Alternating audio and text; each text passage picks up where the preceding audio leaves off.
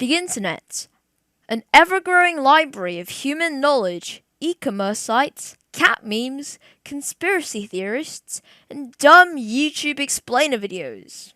But how does it work?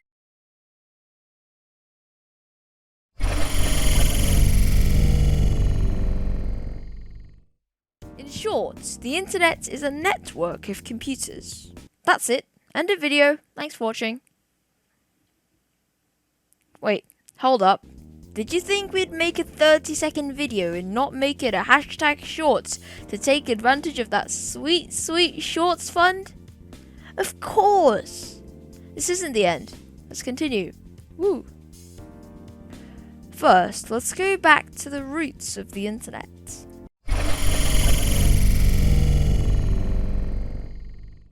First concepts of the internet came out in the 60s, when Jimi Hendrix was still burning that guitar at Woodstock. These prototype versions of the internet didn't resemble anything like what we have today. Until, that is, the World Wide Web happened. The World Wide Web, commonly known as just the web, was invented by Sir Tim Berners-Lee in 1989 while he was working at CERN, the European Organization for Nuclear Research. At the time, CERN was looking for a way to share information and data among scientists quickly, and Sir Tim made a revolutionary proposal. One of the main concepts of the World Wide Web is that it's decentralized, like cryptocurrencies, meaning there is no central hub at the middle of a system, which is the internet in this case. And now, I'll explain what happens when you go to a web page, which is the key part of the World Wide Web.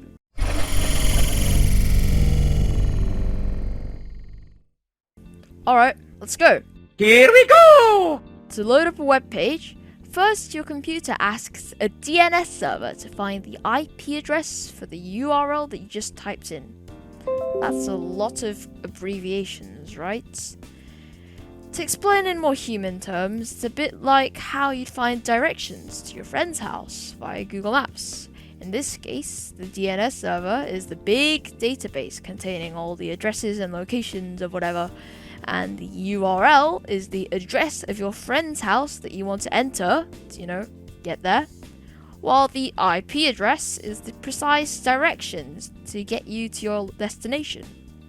And when all that is done, and the computer has made a connection to the server through your router and ISP, it goes through a special handshake process, where the computer checks if the website is legit with something called an SSL certificate. After that, it asks the server using something called HTTP for a copy of the website, and if the server sends the website, it will do so in the form of packets, which are little chunks of the website that each come with instructions on how to put them together, just like a Lego set. A man has fallen into the river in Lego City, and These packets take whatever route has the least traffic at the time, so they often end up very jumbled. And when the computer receives these packets, they rebuild it, just like a Lego set, and your fully functional web page is ready to go. But, you may ask, what if a server goes down?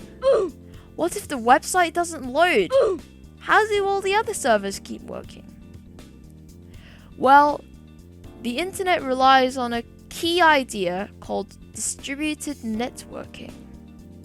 Basically, all the servers are independent from each other.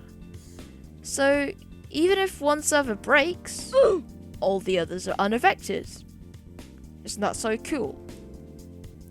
Yeah, so that was the internet explained. Thanks for watching, and if you can just spare 0.5 seconds of your time, please use that time to press that subscribe button. It really helps our channel, and bye!